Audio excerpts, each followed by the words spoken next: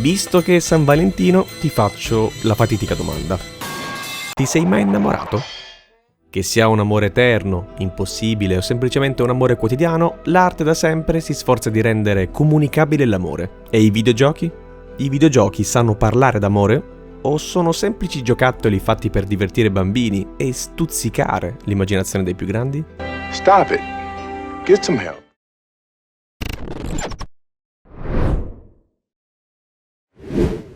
Mini pillola di game design. Per fare videogiochi è importante ragionare per verbi: correre, sparare, saltare, tutti verbi che descrivono azioni di gioco chiare e facilmente riproducibili. Ecco, amare non è un'azione chiara o facilmente riproducibile. Amare è un casino. Non si può prendere un concetto così complesso e soggettivo e trasformarlo in una manciata di meccaniche di gioco senza schiacciarne l'essenza.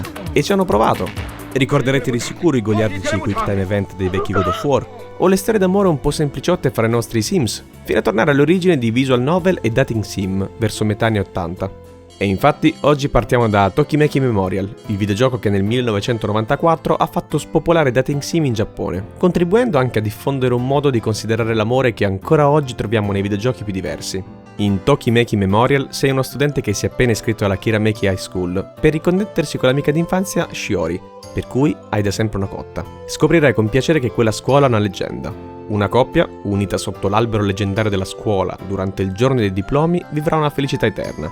Dunque, l'amore è l'obiettivo centrale del gioco. Dovrai conciliare la vita scolastica, la cura di sé e gli altri rapporti con la ricerca dell'amore di Shiori, ma non sarà affatto facile e infatti difficilmente la conquisterai alla prima run.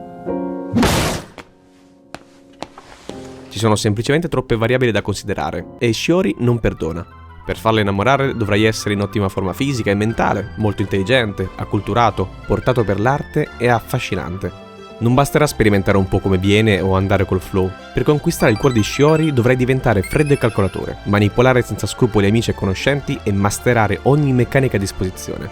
Ma è davvero amore questo? L'amore non è certo un premio, non è la soddisfazione di un completista e soprattutto amare non è oggettificare una donna come fosse un trofeo da vincere. Tokimeki Memorial prova a imbrigliare in una rete di statistiche e sistemi di gioco l'essenza dell'innamoramento, ma la verità è che nessun videogioco, anzi nessuna opera d'arte è in grado di raccontare la totalità dell'amore. Quello che possono fare però è catturarne dei dettagli, un'istantanea di una storia d'amore. Come ci si innamora? Florence è un gioco molto semplice e nella sua semplicità riesce a cogliere qualcosa di essenziale. Dopo aver conosciuto Florence, la protagonista, la vediamo camminare distratta finché di colpo sente una piacevole melodia. Fino a pochi secondi prima avanzava trascinandosi col cellulare, mentre ora Florence è letteralmente mossa dalla musica.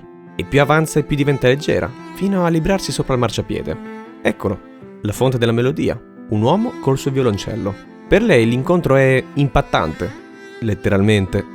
Ma quando riprende i sensi è già fatta. I due si sono scambiati qualcosa di profondo e anche se non lo sanno ancora, i loro destini si sono intrecciati. Si scambiano il numero di telefono, si danno un primo appuntamento. Florence è nervosa, trovare le parole giuste è difficile, proprio come in un puzzle. Ma poi c'è un secondo appuntamento e il puzzle si fa più semplice, finché sotto un tramonto cremisi i pezzi del puzzle sono solo due, Florence e Krish, e con un bacio i loro mondi diventano una cosa sola. Krish ha una passione per la musica e i sogni ambiziosi e Florence ne è ispirata. Il suo è un animo d'artista e aiutare il suo ragazzo a realizzare un sogno pianta un seme dentro di lei. E intanto i due si frequentano e poi vanno a vivere insieme. Krish viene preso al conservatorio e inizia una nuova fase della loro vita, tra avventure, lavoro e qualche litigio. I due sono felici, sì, ma sempre più indaffarati ed è sempre più difficile dedicarsi tempo di qualità. Ma col tempo la passione scivola lenta verso la routine e senza accorgersene i due iniziano a dare per scontata proprio quella scintilla che li aveva fatti avvicinare, fino a quel litigio, già nell'aria da tempo, ma mai eclatante, che finirà per cambiare tutto. È così che l'amore finisce?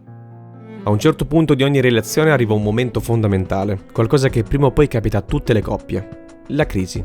Può arrivare presto o tardi, può anche accadere più di una volta, ma stai pur certo che quando arriva qualcosa cambierà. Catherine, gemma minore tra i più famosi titoli di Atlas, parla proprio di questo. Proprio come per Vincent, il protagonista, la crisi è il momento di decidere da che parte starai, di riflettere su chi sei stato e cosa hai fatto fino a quel momento e di guardarti attorno per capire se sei nel posto giusto. o se ci sono altri posti, altri lidi più accoglienti. In questi casi c'è sempre un evento che ti mette di fronte a una scelta. In Catherine tutto parte da un tradimento. Vincent, un uomo infantile poco ambizioso, si sveglia una mattina dopo essere andato a letto con l'imprevedibile e seducente Catherine con la C. Vincent però è già fidanzato con una ragazza ben più matura, che anzi da un po' insiste che dovrebbero sposarsi. Catherine con la K. Ah, se sta cosa dei nomi ti ha tiltato, aspetta di giocare la versione estesa. Insomma, Vincent è pieno di dubbi, non sa cosa fare o chi scegliere e per complicare il tutto inizia a fare degli incubi assurdi. Lui e altri uomini pecora si ritrovano a scalare una torre dai blocchi instabili e chi fallisce viene poi trovato morto nel mondo reale. Non è poi così difficile vederci una metafora della sua situazione. Un uomo costantemente in bilico su una torre instabile, dove ogni blocco rappresenta una scelta, un dubbio, una paura. E più sali, più la torre vacilla e più rischi di rovinare tutto e precipitare. Ma una volta in cima, ogni notte, tu e Vincent siete messi di fronte a domande scomode. Cosa significa essere fedeli? E soprattutto, fedeli a chi? Alla persona che ami o a te stesso? Catherine, il gioco, non ti dà risposte facili, anzi ti mette di fronte alle tue contraddizioni. Perché alla fine, la scelta tra le due Catherine non è solo una questione di cuore, ma di identità. Chi vuoi essere? L'uomo responsabile che costruisce una vita stabile o l'eterno ragazzino che cerca solo emozioni forti? Quando arriva una crisi le cose devono cambiare. Tu devi cambiare. Di fronte a una crisi puoi fuggire lontano o fermarti a combattere, ma in ogni caso non sarà più come prima. E qui Catherine ci vede lungo. Tra i tanti finali non ce n'è uno giusto o uno sbagliato e puoi anche finire da solo. Dipende tutto dalle scelte che fai, se hai voglia o meno di combattere per la tua relazione e se hai voglia di guardarti dentro e scoprire chi sei veramente. A volte però sei solo troppo stanco e arrabbiato per guardarti dentro e quando la crisi arriva nemmeno ti accorgi che non stai più lottando per chi ami, ma contro. Allora i pezzi del puzzle non si incastrano più e anche se fatichi per tenerli assieme non fanno altro che allontanarsi e volare via. Per questo sei veramente fortunato se te ne accorgi per tempo, quando hai ancora qualche chance di fare la scelta giusta e ti giochi il tutto e per tutto assieme alla persona che ami, come i protagonisti di It Takes Two. Dopo l'incantesimo che li trasforma in pupazzi e li costringe a lavorare come una vera coppia per tornare dalla loro figlia. A dire il vero, Cody e May sono davvero fortunati, perché all'inizio del gioco loro vorrebbero solo tornare umani e divorziare una volta per tutte, ma un magico libro di terapia relazionale continua a impicciarsi costringendoli a lavorare insieme. E senza spoilerare troppo, dovranno spingersi fino a far piangere la piccola Rose per mettere da parte l'ostinazione e capire che stavano lottando per l'obiettivo sbagliato. Non si tratta di avere ragione o torto, ma di capire che se quello che hanno costruito assieme è ancora a casa loro. Ti lasciamo scoprire da solo il finale di It Takes Two, ma quel che è certo è che a volte, nonostante le migliori intenzioni, le cose semplicemente non vanno. Come per Florence e Krish, la loro storia finisce, come tante altre, con una lenta erosione, fatta di silenzi, distanza e stress accumulato fino a quel litigio di troppo. Niente più puzzle complessi, niente più dialogo. Persino gli spigoli lasciano il posto a blocchi monolitici, a parole dure che fanno male. È finita, è semplicemente finita. È inutile cercare di tenere insieme i pezzi, è ora di lasciare andare. Qui il gioco ti fa la richiesta più difficile. Se vuoi davvero aiutare Florence, devi smettere di aiutarla. Devi semplicemente stare fermo mentre la persona che ama svanisce lentamente dalla sua vita. A volte, l'unica cura è il tempo. E infatti il tempo passa e Florence sopravvive alla rottura.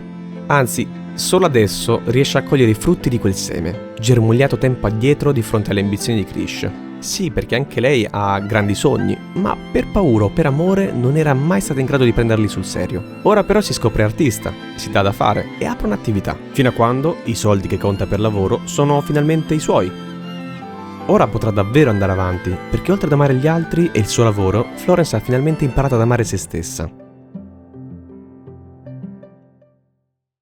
Amare te stesso, d'altronde, è sempre amore, perciò sia che ti trovi in una relazione, in crisi o da solo, amati. E se ti capita, gioca a dei bei videogiochi che ti facciano star bene, di certo con noi hanno avuto questo effetto. Se il video ti è piaciuto considera di iscriverti, lasciare un like e se vuoi supportarci ancora di più abbiamo un Patreon, trovi il link in descrizione. Grazie a tutti per il supporto, di qualunque tipo. E al prossimo video.